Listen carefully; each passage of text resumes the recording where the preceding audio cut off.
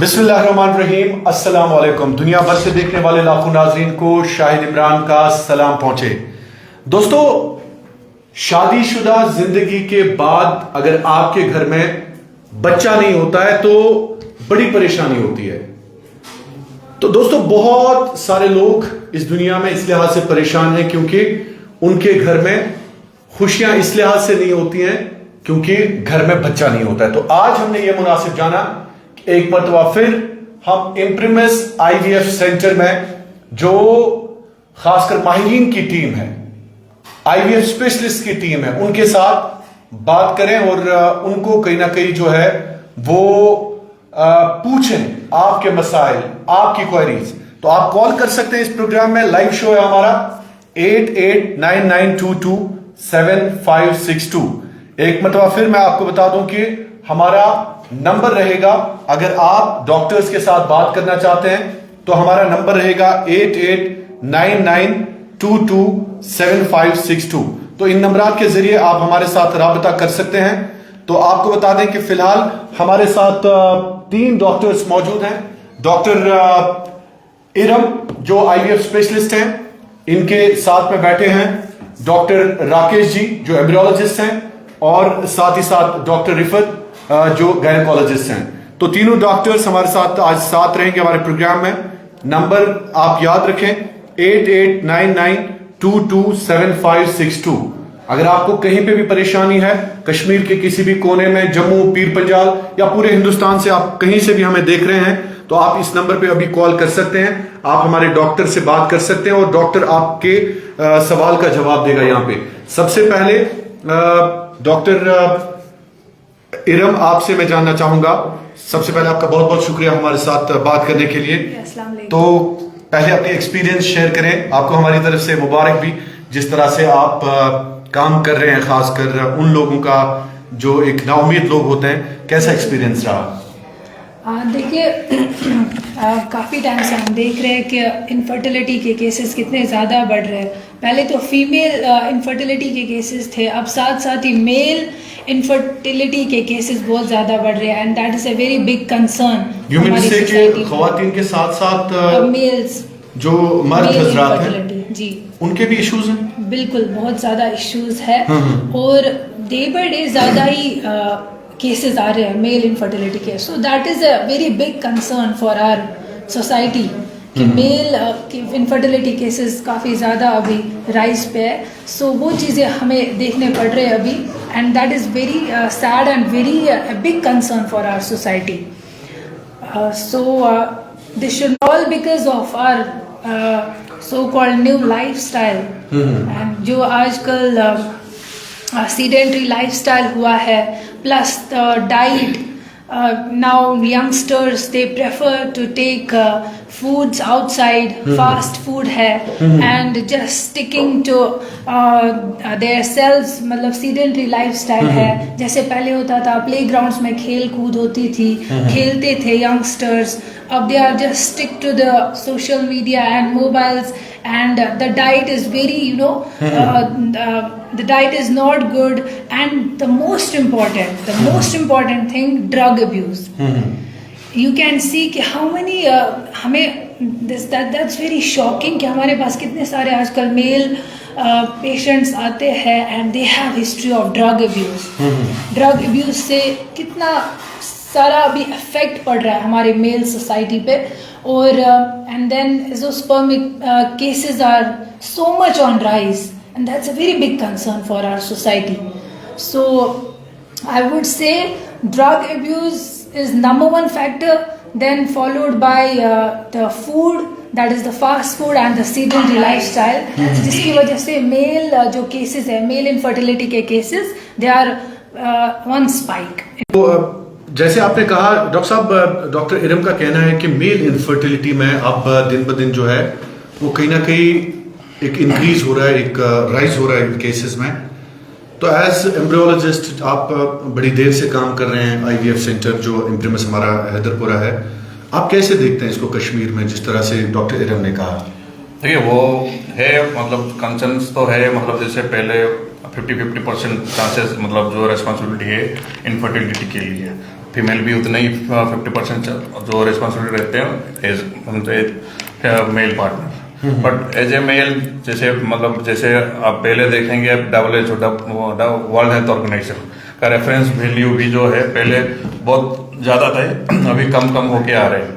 मतलब जो normal reference range value एक अभी जो बोला जाता है 16 मिलियन पर ml होना चाहिए अगर वो नॉर्मल है।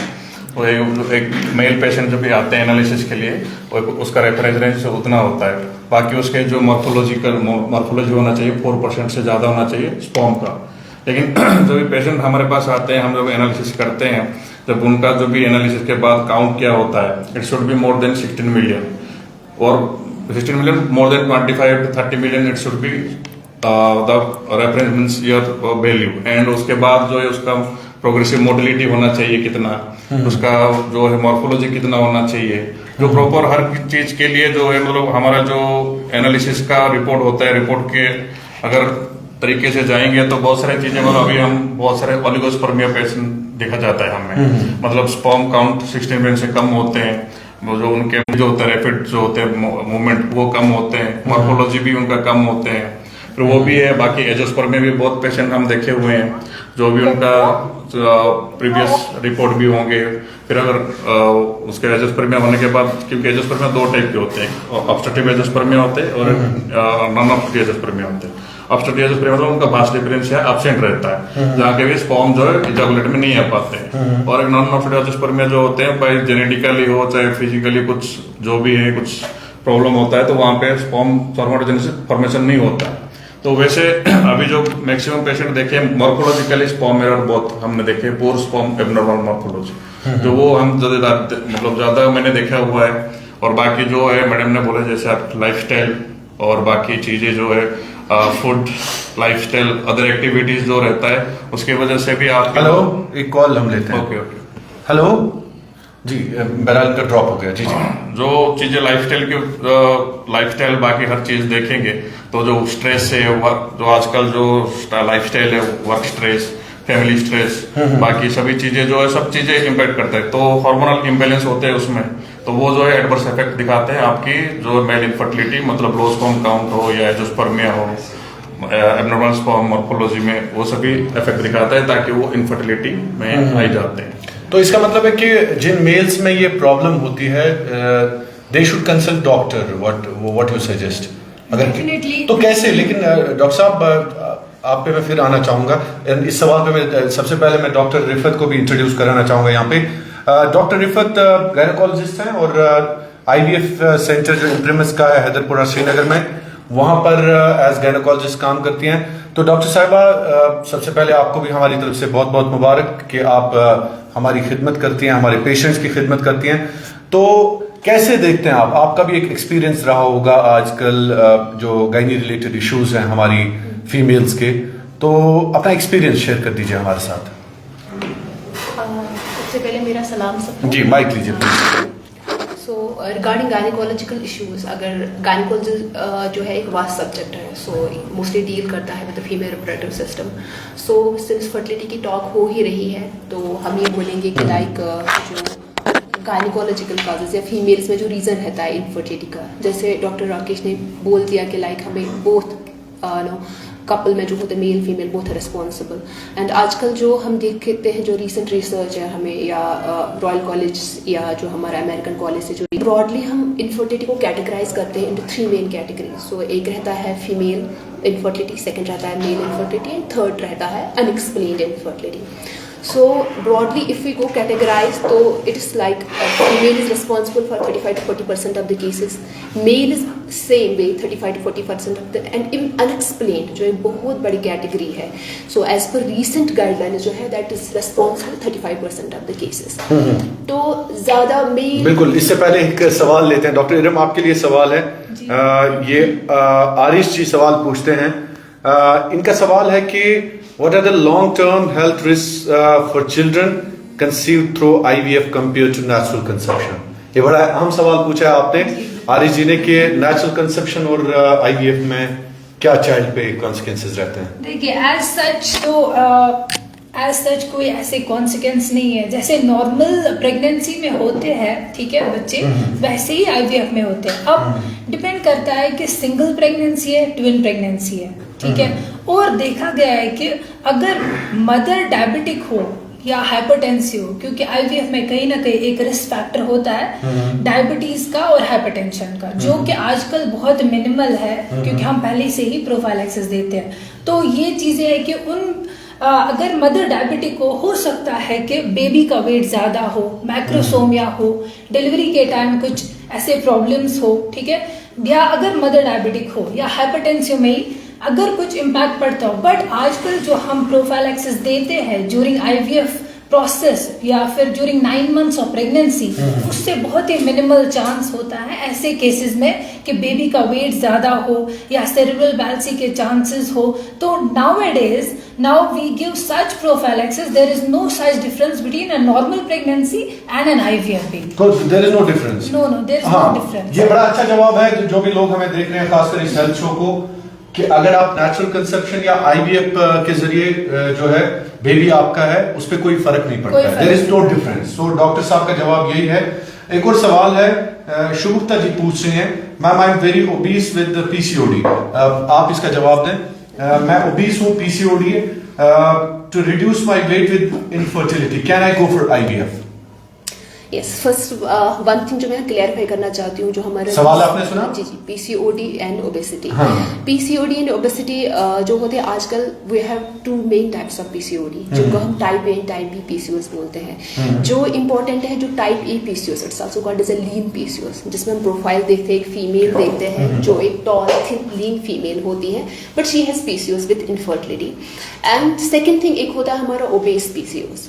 सो ये ओबेस पीसीओएस वो फीमेल्स होती है जिनका हमारा बीएमआई जो हम बॉडी मास इंडेक्स करते हैं, नॉर्मली जो body mass index according to World health Organization के हिसाब से लेते हैं, more than 25 we called it as overweight, and then from 25 to 30 we called it obese, and accordingly we have classes like 1, class 2, class 3 depending upon the BMI. So जो research है, जो current guidelines है, they say if a woman with PCOD, main उसमें क्या रहता है, infertility का issue, that's because of एनोवुलेशन। एनोवुलेशन मतलब जो होते हैं कि एवरी मंथ हमारी ओवरीज एग्स रिलीज करती है, एंड जो ये पीसीओडी पेशेंट्स होते हैं, इनमें एनोवुलेशन मीन्स कि एग्स रिलीज नहीं होते हैं। So whatever may be the reason, but जो बॉडी मास इंडेक्स होता है उनमें, जब if you talk about type B PCOS, that's the obese PCOS, तो even if they reduce just 5 to 10% of the weight reduction, just 5 to 10% of the weight reduction अगर वो करेंगे, so that can spontaneously resume the ovulation in these patients. So it's like if we go according to Royal College guideline, the first and the foremost thing in a patient with PCOS with infertility is the lifestyle. So इनका सवाल है कि I am not able to reduce my weight with infertility. Can I go for IVF? She can go for IVF, but reducing weight is the cornerstone. अच्छा, IVF की that means she has to reduce the weight also. Yes, there are certain drugs please. also. We can, if she is PCOS, metformin is the drug that helps in reducing the weight, and plus lifestyle, because here we know in Kashmir how is the उसके कोई lifestyle. side effects तो नहीं है? Metformin? No. We usually. अच्छा, you give it to the patient. Yeah. Okay. We usually, when there is a high BMI in PCOS patient, जब PCOS patient में high BMI होता है, तो हम उनमें कुछ medications रखते हैं जिससे weight पे भी असर पड़ता है. That is called as metformin हम देते हैं, and other drugs are also. But साथ साथ lifestyle modification करनी है.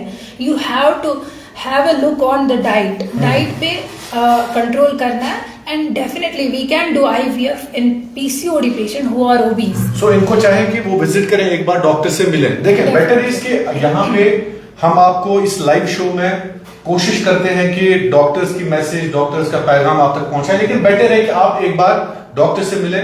यहाँ पे डॉक्टर रिफत हैं, डॉक्टर राकेश जी हैं, डॉक्टर इरम जो IVF स्पेशलिस्ट हैं, और आप आके इनसे मशवरा भी ले सकते हैं। देखिए, मशवरा लेना तो मुफ्त होता है हमेशा, आप आ सकते हैं, डॉक्टर से मिल सकते हैं। एक और सवाल है, मेरे ख्याल में हमारा जो टॉपिक है वो अधूरा रह जाएगा, लेकिन क्वेश्चंस आते हैं, बेटर कि अगर हम किसी के सवाल का जवाब दें।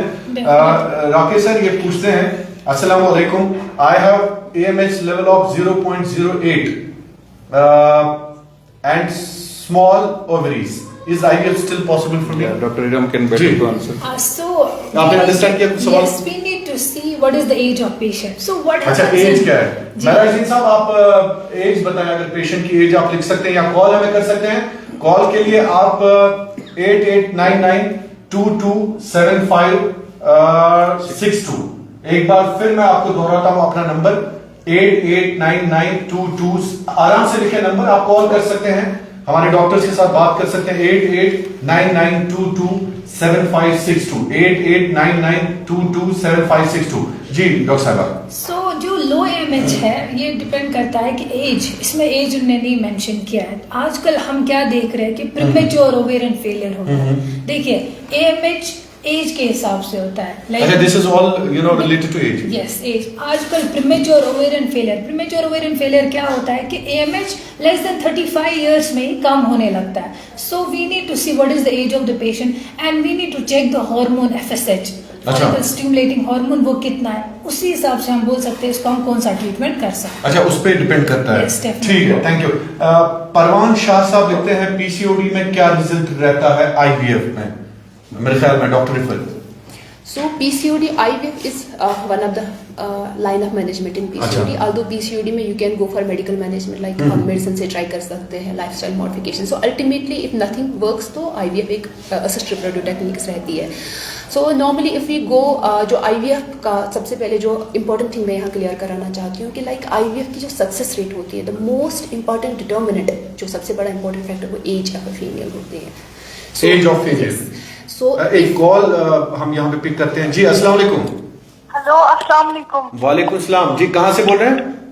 जी हम कुपवाड़ा से बोल रहे हैं। जी जी जी, आप बताएं क्या आपने- इशू? जी अगर उनको फाइब्रॉइड है, फाइब्रॉइड है, अगर वो IVF के लिए जाते हैं उनको कोई रिस्क तो नहीं है, और क्या वो कंसीव कर सकते हैं IVF के थ्रू? सवाल आपका किन से है? 3 डॉक्टर्स हैं हमारे पास। जी सर। सवाल किन से पूछ रहे हैं आप? तीनों डॉक्टर इरम के साथ?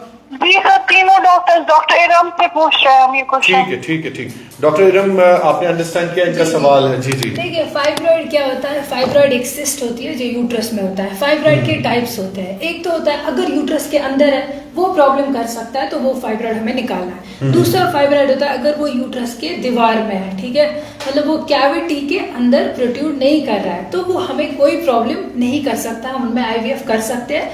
बस जो फाइब्रॉइड यूट्रस के अंदर कैविटी में होता है, जो हमें प्रॉब्लम कर सकता है एम्ब्रियो ट्रांसफर में या फिर जो एम्ब्रियो इम्प्लांटेशन में प्रॉब्लम कर सकता है, वो हमें निकालना पड़ता है। एंड दैट इज इसी प्रोसीजर में ही आता है, that's called as myomectomy. So we can go for myomectomy before embryo transfer in such patients जिनमें फाइब्रॉइड होता है। So definitely we can go for IVF, but ये जो फाइब्रॉइड होता है जिसको हम सबम्यूकस फाइब्रॉइड होता है, जो यूट्रस के अंदर कैविटी में होता है, वो हमें निकालना है, then we can go for embryo transfer. ठीक है, एक और सवाल है इससे पहले कि हम टॉपिक पे आए।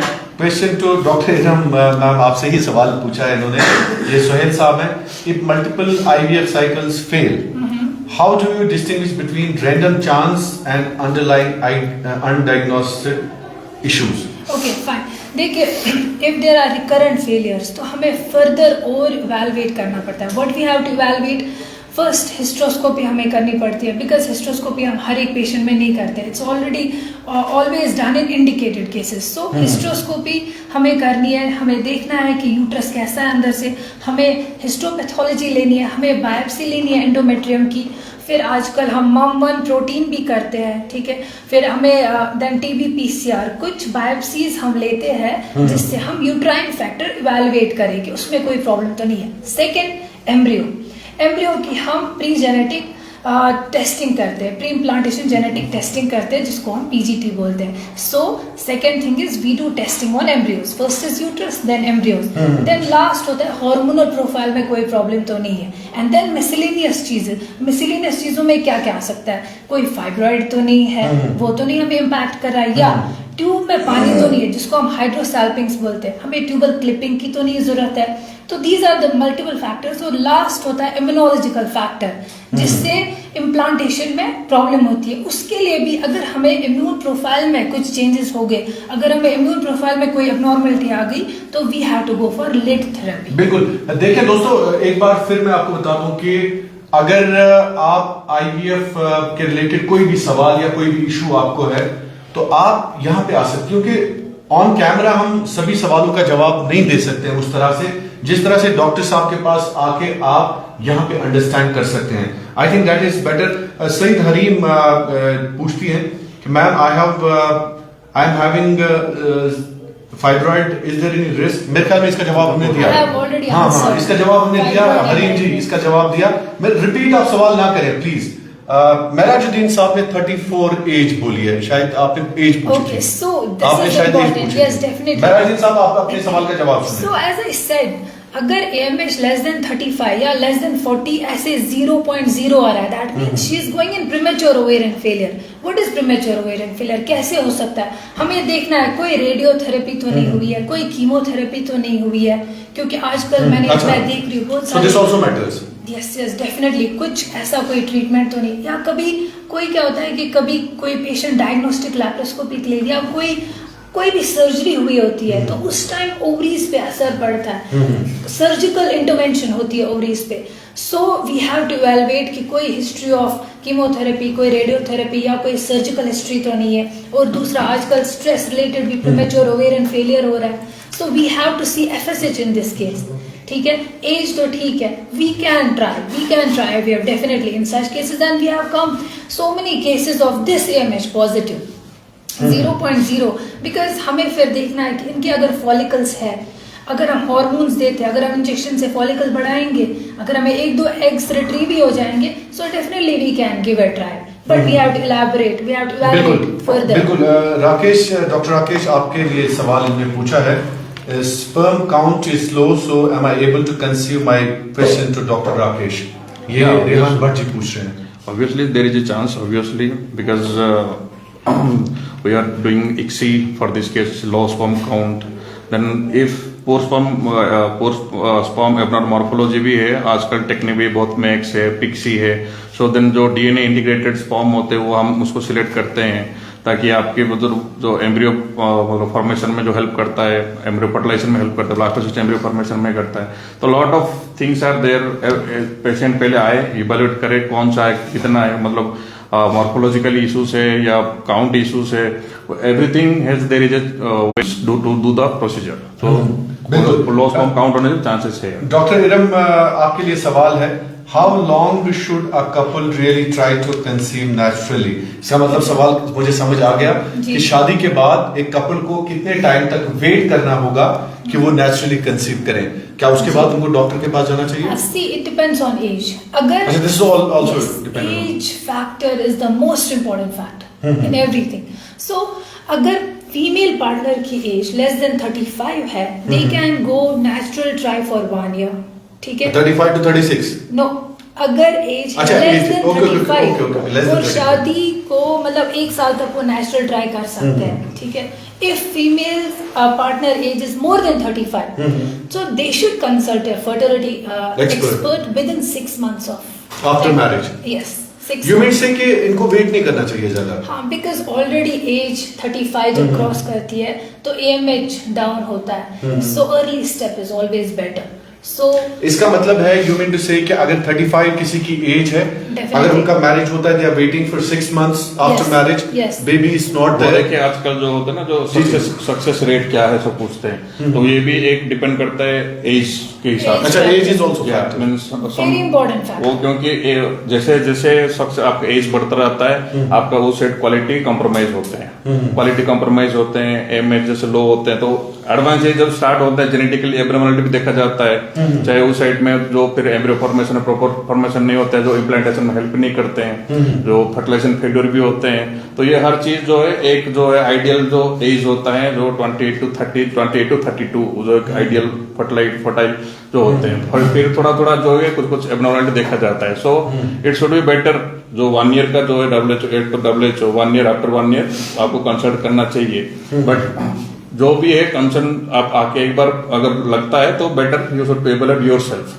पर नेचुरल भी करना है या IVF जाना है, IUI जाना है, so you should be consult once, so then you can get more depth towards regarding your problem. बिल्कुल बिल्कुल. डॉक्टर रिफत, आपसे मेरा सवाल रहेगा कि हम गायनी पे बात कर रहे थे, बड़ा इंपॉर्टेंट टॉपिक है. खासकर एक औरत जो है कैसे सेहतमंद रह सकती है when we talk about the gynaecology related issues, जो भी हमारी ख्वातीन देख रही हैं इस वक्त, उनके लिए आपका क्या पैगाम है, क्या मैसेज है? सबसे इम्पोर्टेंट थिंग है कि like it is to maintain the general health, the overall health. जब आपकी Health ओवरऑल hygiene हेल्थ जो ठीक है, रहेगी जी, जी। तो ओब्वियसली आपकी गायनोकोलॉजिकल हेल्थ भी। सो पहले हम जनरल रिकमेंडेशंस पे जाएंगे। जनरल रिकमेंडेशन जो जनरल हेल्थ मेंटेन करने के लिए इंपॉर्टेंट है, like a proper diet, proper balanced diet, जिसमें अलाउड आपका फूड का जो कंटेंट है इसमें आपके कार्बोहाइड्रेट्स भी होने चाहिए। जो आपकी जो रिक्वायर्ड एनर्जी रिक्वायरमेंट है 30 to 50% should come from carbs, 30 to 40% should come from the proteins and 10 to 20% from the fats. And fats में important है essential fat intake, जिसमें essential fatty acids आते हैं, omega fatty acids आते हैं, जिसमें हमारे oils आते हैं, nuts आते हैं, and then our saturated fats, and then जैसे हमारा biological protein है eggs या meat, lean meat. So एक second important thing is the like active lifestyle, the exercise. So जो recommendation है कि like WHO recommendation है कि like एक normal healthy individual को अपनी health maintain करने के लिए at least every day, like it is 5 days a week, about 15 to 30 minutes of brisk walk. एक brisk walk, एक जनरल वॉकिंग जो हमारे लोगों में कॉन्सेप्ट है, एक जनरल वॉक है जैसे निकले। सो एक वॉक डिफरेंट होता है रादर देन अ ब्रिस्क वॉक। ब्रिस्क वॉक ऐसा होता है कि लाइक जिसमें आपकी रेस्पिरेटरी रेट इंक्रीज हो जाए, आपको लगे कि लाइक आपकी बॉडी मेहनत कर रही है। So it should be 5 days a week, about 15 to 20 minutes of a walk and a general balanced diet. And third important thing जो हमारी फीमेल्स होती हैं, like What did you find? I mean, say when we talk about Kashmir, जो हमारी ladies हमें देख रही हैं या फीमेल लॉट देख रहा है, आपने क्या पाया बेसिकली, क्या क्या इश्यूज हमारी लेडीज में? बेसिक हमारा सबसे बड़ा इंपॉर्टेंट इशू जो होता है, जो मैंने यहाँ पाया है कि लाइक वन से फीमेल गेट्स प्रेग्नेंट। सो एक प्रेगनेंसी में एक एसेंशियल होता है फीमेल को एक वेट पुट ऑन करना, जो है कि like 11 to 13 kg of the weight आपको वेट करनी ही गेन, एंड जो नेचुरली होता है क्योंकि इसमें पूरा वेट होता है, बेबी का वेट होता है, आपका placental, That's not worrisome. That's not worrisome. And that जो ही आप परप्यूरियम मीन्स जब आपकी डिलीवरी होती है, आप परप्यूरियम में जाते हो तो परप्यूरियम में यू लूज दैट वेट, क्योंकि वो वेट आपका जो होता है वो निकल जाता है। जैसे बच्चे का वेट होता है, आपके प्लेसेंटा का वेट होता है, आपके ब्लड वॉल्यूम जो इंक्रीज होता है उसका वेट होता है, या ब्रेस्ट हाइपरट्रॉफ हो जाते हैं, यूट्रस बढ़ता है, तो वो वेट एक नॉर्मल वेट होता है, या कुछ फैट डिपोजिशन हो जाती है जो हमारी लैक्टेशन के लिए इंपॉर्टेंट होता है। सो उसके बाद क्या होता है कि नॉर्मली जो फीमेल्स होती हैं कि like they think like pregnancy something A pathology, like pregnant हो गए अब तो हमें ना कुछ काम करना है, हमें फिजिकली एक्टिव रहना है। तो उस वजह से क्या होता है, एक्सेस वेट गेन हो जाता है। Even recently you won't believe doctor Irham, आपके साथ मैं शेयर करना चाहूंगा, आई मेट एक एंटरप्रेन्योर है फीमेल, शी टोल्ड मी कि ऑन द ईडीडी तक, लास्ट डेट ऑफ जो डिलीवरी से पहले एक दिन था, तब तक वो काम करते थे, and she told me, she shared this thing with me. ऐसा ही है, लाइक प्रेगनेंसी एक फिजियोलॉजी है, ये एक पैथोलॉजी नहीं है, unless and until it's complicated, तब आपका डॉक्टर आपको बोलता ही है कि क्या है। एंड दूसरी बात है कि लाइक जब आपका वेट एक्स्ट्रा हो गया तो अब उस एक्सेस वेट से आपको क्या फर्क पड़ता है, आपकी प्रेगनेंसी हाई रिस्क बन जाती है। There is increase risk of hypertension in pregnancy, diabetes, क्योंकि हम एक डायबिटिक कंट्री में ही रहते हैं, India is called the diabetic capital of the world. So क्या which is not good sign, it's not a good sign. So आपकी obesity उसको कॉम्प्लिकेट करती है, तो एक विशियस सर्कल क्रिएट हो जाता है। एंड प्रेगनेंसी इटसेल्फ एक ऐसी सिचुएशन होती है जिसमें इंसुलिन रेजिस्टेंस होता है बॉडी में because of pregnancy hormones. I am sorry, we have to take a question. Doctor Rakesh ji, आप माइक संभालें और आप please. Dr. Rakesh ji, as an embryologist, how do you ensure the best quality of healthiest embryos during IVF process? Yeah, this is a very good question, and it should be it is a where there is a science Gardner embryo grading system is there. So when जो भी embryo जब pickup होता है तो हम evaluate करते हैं patients to go for ICSI और IVF। तो ICSI में होता है जो जैसे मेल इनफर्टिलिटी हुआ, स्पर्म काउंट हुआ, स्पर्म एब्नॉर्मलिटी देखा गया, तो वो ICSI करते हैं। तो क्या है, थ्रू माइक्रोमैनिपुलेटर हम उसे मैनुअली हम जो है स्पर्म को इंजेक्ट किया जाता है वो सेट के अंदर। IVF में क्या होता है, 1000 स्पर्म जो है हम एक डिश बनाते हैं, डिश रखा जाता है, डिश के अंदर वो सेट रखा रहता है, उसको चारों तरफ लॉट ऑफ स्पर्म रहता है, और मिमिक तो नेचुरल जैसे होता है, नेचुरल कंसीव होता है वैसे जो है फर्टिलाइज कराते हैं स्पर्म। तो उसके बाद जो है नेक्स्ट डे हमें जो है आफ्टर 17 to 18 आवर्स के बाद हमें उनका डेवलपमेंट चेक करना होता है। 2PN जो होते हैं, जो क्रोमोसोम एक्सचेंज होते हैं उनके 22 उनके जो होते हैं क्रोमोसोम एक्सचेंज होने के बाद उनके बाद जो उसको माइटोसिस जो होते हैं, जो डे 2 में उनका 2 to 4 सेल होते हैं, तो वो भी एक इक्वल साइज में होना चाहिए। सिमेट्रिक डेवलपमेंट होना चाहिए, कोई ब्लास्टोमियर जो फ्रैगमेंटेशन होते हैं एबनॉर्मलिटी को दिखना नहीं चाहिए। सेम डे 3 में भी 6 to 8 सेल होना चाहिए, वो भी सेम सिमेट्रिक मैनर में होना चाहिए डेवलपमेंट। अगर वो डबल होना चाहिए डे बाई डे डेवलपमेंट में 6 to 8 सेल, उसके बाद 16 to 32, 32 to 64, जैसे डे 5 में होता है आपका मोर देन 90 सेल्स होते हैं।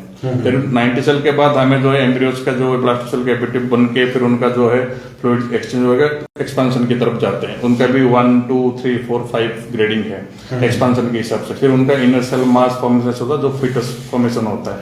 फिर ट्रोफोब्लास्ट जो होता है वो प्लासेंटा बनता है, तो उनका भी ग्रेडिंग होता है। तो वो ग्रेडिंग होता है अगर inner cell mass tight compact है और आपके trophoblast cohesiveness properly wave like structure में बना हुए हैं, तो एक ग्रेडिंग सिस्टम है। तो उसमें ए बी बी ए ऐसे उनका ग्रेडिंग होता है। तो हमेशा एम्ब्रियो अच्छा आते हैं 2AA, 3AA, 4A, 4AB, BA, AB are accepted for the transfer and freezing. So this is the embryo grading system. So we are evaluating accordingly. जनाब ये सवाल पे सवाल पूछ रहे हैं, अगर एम्ब्रियो आपका ठीक लग रहा है माइक्रोस्कोप के अंदर, ये आप ही के लिए सवाल है, इन्होंने आपके लिए सवाल पूछा है, but still fails to obviously there is might be genetically abnormality, aneuploidy embryos, तो क्रोमोसोम होते हैं जो एबनॉर्मलिटी हो सकता है, एनोप्लोइडी बोला जाता है उनको। माइक्रोस्कोप के नीचे अगर ठीक, माइक्रोस्कोप में आप सिर्फ थ्रू माइक्रोस्कोप ही देख सकते हो, बट आप जो है उसका क्रोमोसोम एबनॉर्मलिटी क्या है क्या नहीं, सो पीजीटीए बोला जाता है। कॉल लेते हैं जी जी जी जी। हेलो वालेकुम जी, हम कश्मीर क्राउन से बोल रहे हैं। आपको किन डॉक्टर साहब से बात करनी है? डॉक्टर इरम शफी जी, डॉक्टर इरम शफी। अच्छा डॉक्टर इरम जी, जी जी जी, बताएं बताएं बताएं, क्या सवाल है आपका? मुझे उससे ही बात करना सर। आप बताएं सवाल क्या है, हम आपका सवाल उन्हीं से ट्रांसफर करते हैं। मेरा सवाल है कि I am childless since from last 14 years. Childless since from last 14 years. कहां से आप जनाब? डिस्ट्रिक्ट कुलगाम। कुलगाम से। तो आप एक मिनट डॉक्टर साहब आप बात करें इनके साथ। जी जी जी, अस्सलाम वालेकुम। अस्सलाम वालेकुम। जी वालेकुम सलाम। जी बताइए। Doctor I want just a suggestion. जी जी बताइए। I am married since from last 14 years but still childless. जी तो प्रॉब्लम कहाँ पे आ रही है? आपने डॉक्टर्स को दिखाया होगा। हमने एक अटेम्प्ट किया भी, इससे पहले हमने एक अटेम्प्ट किया रोटेंडा थ्रू। अच्छा ठीक है। बट दैट इज कहाँ किया है आपने? रोटेंडा। रोटेंडा हाइजिया। अच्छा सॉरी, हम नाम नहीं बताया प्लीज। ठीक है ठीक है जी जी जी जी ठीक है, हमें आपकी बात समझ आ गई। आप एक काम करें, आप डॉक्टर साहब आपका जवाब देंगे। आपका एज क्या है आपका? I am 48 years old. नहीं फीमेल का 42। यस। और कोई पूछना चाहते हैं आप इनसे? AMH। हाँ, बहुत सारी चीजों का आपको जवाब थोड़ा सा आपको डॉक्टर साहब बताएंगे। आप अपना देखना पड़ेगा। आप वो नंबर से कॉल कर, आप उस नंबर पे कॉल करें, फिर डिटेल्स आपसे डॉक्टर साहब आपके ले लेंगे। बिल्कुल, हम पूरा आपकी डिटेल्स लेते हैं, AMH से लेकर प्रीवियस जो आपका IVF हुआ है, कैसे एम्ब्रियोज बने थे, यूट्रस कैसा है, एंडोमेट्रियम कैसा था, हम पूरी डिटेल्स आपसे लेते हैं and will get back to you definitely. जी जी ठीक है ठीक है। तो इन्होंने कहा कि पिछले 14-15 साल से इनका, हालांकि इन्होंने एक ट्राई भी की है, बट डिपेंड जो कहाँ पे किए कब किए थे। अभी टेस्ट मतलब जो उनका हार्मोनल सेवन एनालिसिस क्या है, 48 एज है, 42 है ऑलरेडी वाइफ है उनके, तो डेफिनेटली उनको चेक करना पड़ेगा। हार्मोनल ऐसे पहले करना है इवैल्यूएशन, प्राइमरी इवैल्यूएशन, फिर जो है आप कुछ लाइन ऑफ ट्रीटमेंट प्लान करेंगे कहाँ से मेल इनफर्टिलिटी है फीमेल इनफर्टिलिटी है। हालांकि डॉक्टर साहब मैं आपको एक पॉइंट बताना जी, चाहूंगी। प्लीज। कश्मीर में मैंने कुछ पेशेंट्स देखे हैं, अगर वो एक IVF अटेम्प्ट करते हैं then they give Hopeless up. हो जाते हैं, हाँ। They give up. They think कि IVF is the last Do you think that's resort. not good? No, that's definitely not good. देखिए IVF भी एक टेक्नोलॉजी है, it's a type of treatment। जैसे नॉर्मली आप डॉक्टर के पास जाते हैं, ये एक एडवांस टेक्नोलॉजी है। और मैं बार बार बोलती हूँ कि पहला IVF फर्स्ट साइकिल डायग्नोस्टिक ही होता है, बट यहाँ पे मैंने देखा है 50% ऑफ पेशेंट्स, अगर IVF फर्स्ट साइकिल फेल हो गया then they become very furious, then they think कि हमारी लाइफ खत्म हो गई, लाइक दैट। अच्छा, डिप्रेशन में चले जाते हैं। डिप्रेशन में चले, and which is not good. हाँ, एक बात मुझे यहाँ पे डॉक्टर इरम की बड़ी आई लाइक इट कि जैसे आप किसी डॉक्टर के पास जाते हैं, म्यादस आसान दूध या फॉर एग्जांपल अड्जन आसान दूध, कुछ भी ऑर्गन्स आसान दूध, सो डॉक्टर शुड गोडनेथी दिवान मतलब गोडनेथी सुंदी रेट्स आसान ठीक की खुदा ताला बचें कि दच आसान शरीर से लगा इमन 5 रेट्स लगा वही शायद दाने लगना ठीक है। सो इसी तरह से जो IVF प्रोसीजर है, जैसे डॉक्टर इरम ने कहा कि ये प्रोसीजर ऐसा है कि आप डॉक्टर साहब के पास जाएं, अगर एक बार आप खुदा न खास्ता फेल होता है प्रोसीजर, तो दूसरी बार ट्राई करने में कोई हर्ज नहीं है। नहीं, कोई हर्ज So नहीं there's है। no problem. They should not give up। और फिर this is also a technology। They should understand this। They should not go in depression। This is not the last resort। इनको लगता है कि हमने एक IVF किया, खत्म कहानी, अब हमारा नहीं होगा, ऐसे ही बोलते हैं पेशेंट, हमारी जिंदगी नहीं, खराब। मिसगाइड भी होते हैं बहुत पेशेंट, जैसे लोग थोड़ा सा कोई जानकारी रहता है, उनके फैमिली डॉक्टर हो या फिर उनके एनवायरमेंटली कोई होते हैं, तो वो मिसगाइड करते हैं, वहां पे भी गया फेल हो जाएगा।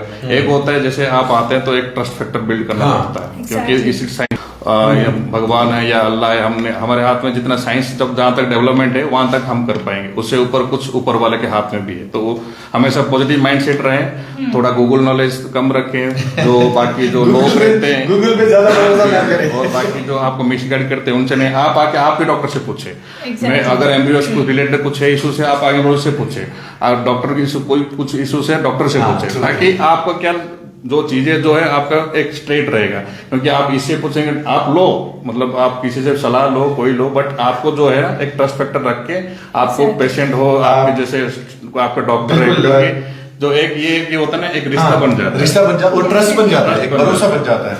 डॉक्टर साहब हमारे पास टाइम कम है, लेकिन एक दो सवाल हम जरूर पूछेंगे यहाँ पे। डॉक्टर इरम जी, आप ही के लिए सवाल है कि anything for females who have low और नेग्लिजिबल, शायद AMH लेवल की बात कर रहे हैं, are we expecting anything in near future?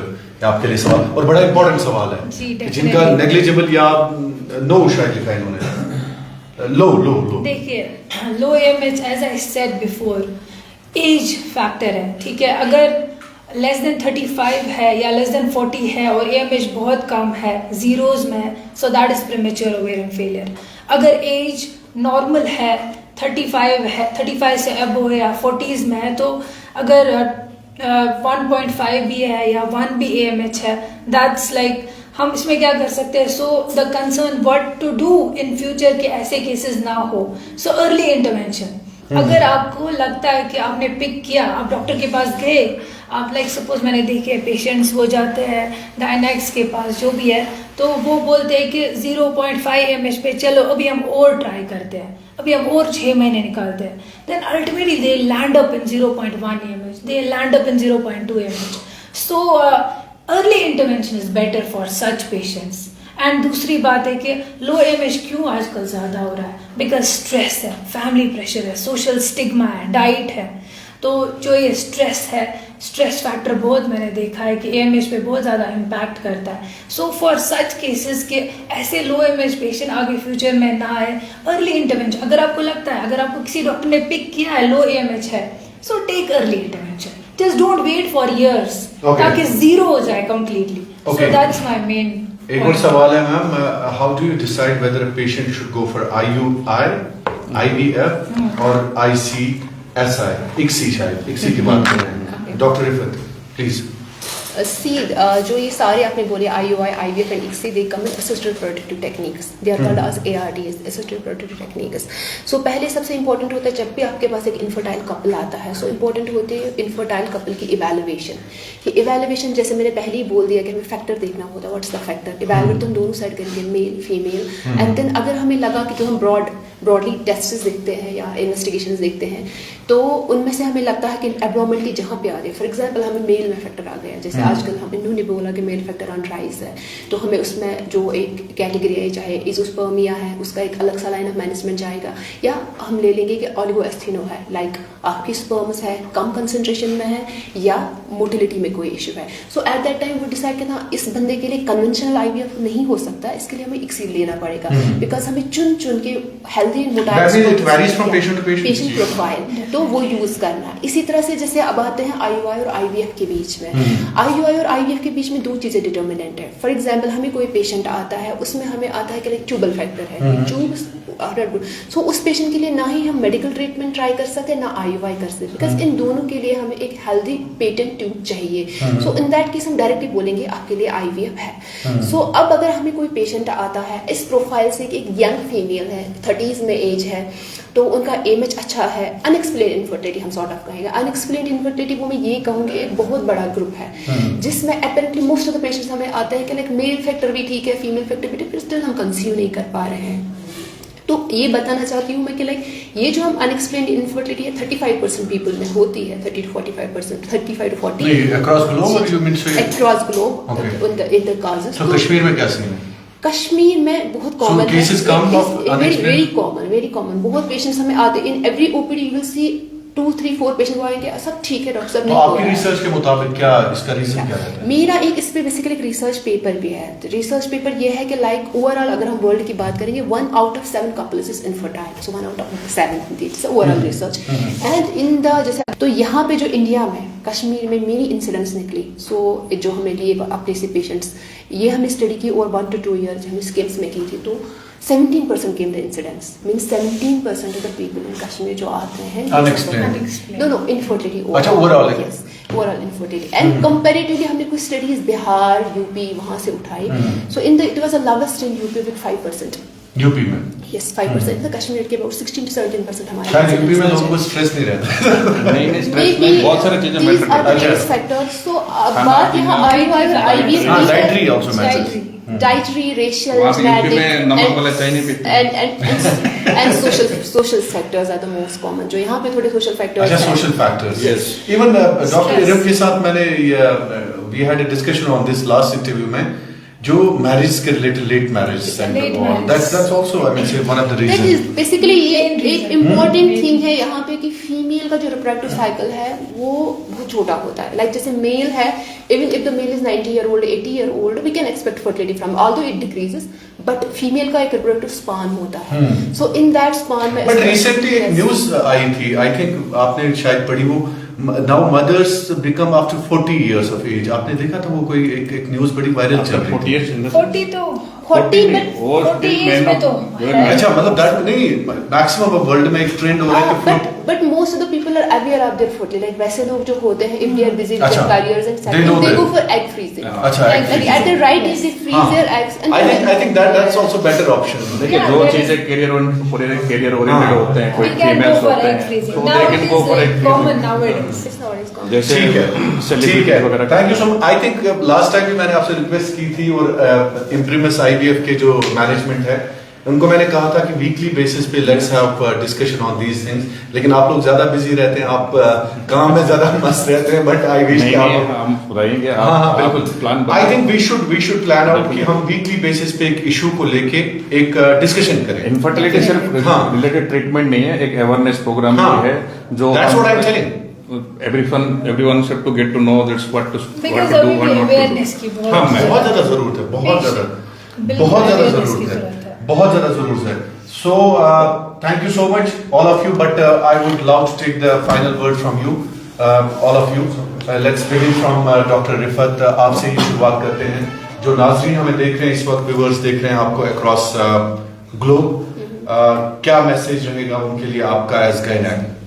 मेरा मैसेज यही रहेगा कि like a well balanced life, जो कि आजकल हमारी लाइफ में बहुत स्ट्रेसेस होते हैं, चाहे हमारा सोशल स्ट्रेस हो, चाहे हमारा जॉब रिलेटेड स्ट्रेस हो, या हमारा कुछ भी स्ट्रेस हो, एक वेल बैलेंस्ड लाइफ इंपॉर्टेंट होती है। So taking a good diet, a good exercise, less stressful life, because rather than जो हमारे पास स्ट्रेसेस आते हैं, rather than being getting depressed, हम उन स्ट्रेसेस को लेके we should find a solution and we should move on.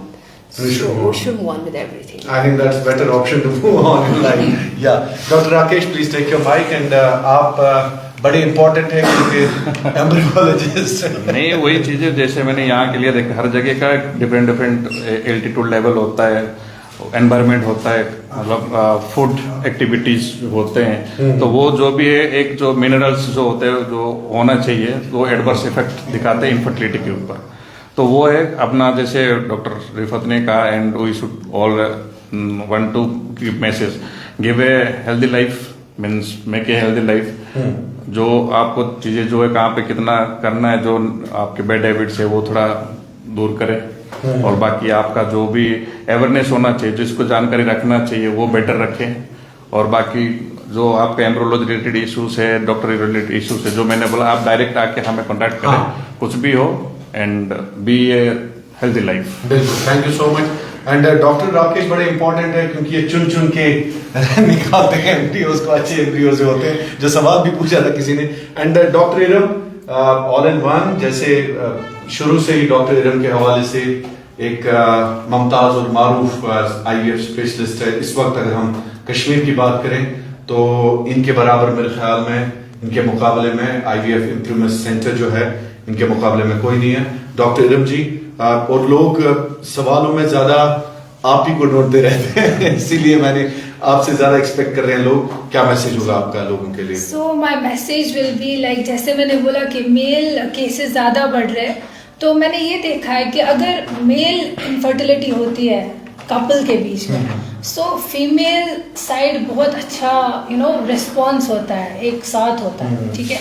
When it comes to female factor जो होता है, जब फीमेल में AMH का इशू होता है, तो मेल साइड उतना ज़्यादा वो रिस्पॉन्स नहीं होता है। So what I meant to say is, जो हमारा सोशल स्टिग्मा है, जैसे सोशल प्रेशर है हमारी फीमेल्स पे बहुत ज़्यादा है। सो अगर सोशल साइड हमारे फीमेल्स का साथ होता, घर साइड, ठीक है, तो उनका स्ट्रेस भी उतना नहीं होता, या फिर उनके मेल पार्टनर्स अगर उनकी इनफर्टिलिटी कॉजेज में उनका साथ देते, तो फर्टिलिटी इश्यूज भी अच्छे से प्रॉपरली होते। जो मैं देख रही हूँ मेल इनफर्टिलिटी के केसेस जो पेशेंट्स होते हैं, तो कितने अच्छे से वाइफ साथ देती है, but when it comes to wife problem, जब when it comes to female problems, then थोड़ा सा जो मेल साइड की फैमिली मेल डोमिनेंस जो प्रॉब्लम्स है वो मैंने देखी है। So that should not happen. अगर दोनों साइड से कोऑपरेशन होगी तो डेफिनेटली हम ये जो इनफर्टिलिटी का जो पीक है हमारे कश्मीर में, हमारी वैली में, हम वो डेफिनेटली कम कर सकते हैं। सो स्ट्रेस पे हमें ध्यान देना, स्ट्रेस लेवल हमें कम करनी है और एक दूसरे का साथ देना, इंशाल्लाह बिल्कुल अच्छा हमारी बड़ा इम्पोर्टेंट पॉइंट है। मुझे बड़ा पसंद आ गया कि एक दूसरे का साथ दो। रिश्ते वहीं से बनते हैं कि जब आप एक दूसरे का साथ, एक दूसरे का हाथ थामते हैं, क्योंकि रिश्ते ही जिंदगी है, रिश्तों से ये दुनिया आगे बढ़ती है, otherwise this world will collapse. आप देखें कि अगर रिश्ते नहीं होते तो ये दुनिया नहीं होती। एतबार, ये एक बड़ा एतबार होता है दोस्तों। तो जिस तरह से डॉक्टर इरम के वर्ड्स आई ट्राई टू आप तक पहुंचाऊंगा मैं वो वर्ड्स अपने अल्फाज में। इन रिश्तों पे एतबार करना सीखो। अगर आपकी वाइफ खुदा न ख्वास्ता या आपके रिश्ते में ऐसी प्रॉब्लम्स है, बच्चा नहीं है घर में, आपके घर में चिराग नहीं चल रहा है, आपके घर में रोशनी नहीं है, तो साथ दें।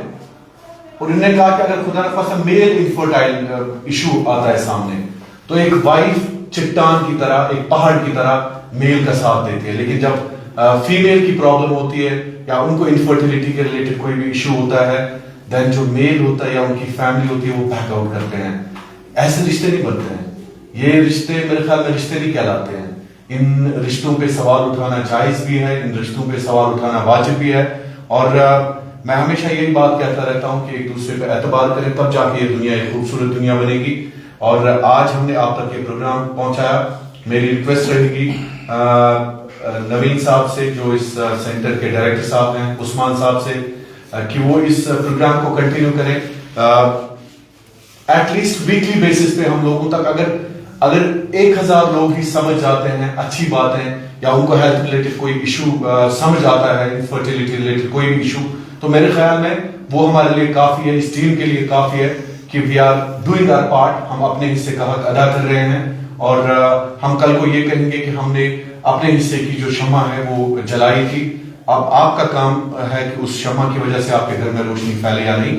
Thank you so much. हम इस वक्त मौजूद थे IVF सेंटर जो है improvement IVF centre Haiderpura Srinagar, और श्रीनगर का नंबर 1 IVF सेंटर बना हुआ है। ये गुज़िश्ता कई सालों से लगातार एक लेगेसी इस सेंटर की, और अपने इदारों की कदर करें। गलतियां भी हो जाती हैं, मैं नहीं मानता हूं कि खामियां नहीं होती है। जैसे डॉक्टर इकरम ने कहा कि IVF कभी कभार फेल भी हो सकता है, और खुदा ना खास्ता मेडिकल जो दुनिया है इसमें एक्सपेरिमेंट्स दिन ब दिन बढ़ता रहता है। हर दिन, हर रोज, हर गुजरते लम्हे के साथ नई नई टेक्नोलॉजी, नई नई इवोल्यूशंस जो है, नई नई रेवोल्यूशंस वो होती रहती है। आप सबका बहुत बहुत शुक्रिया। अल्लाह आपका हामी और नासिर। कश्मीर जिंदाबाद।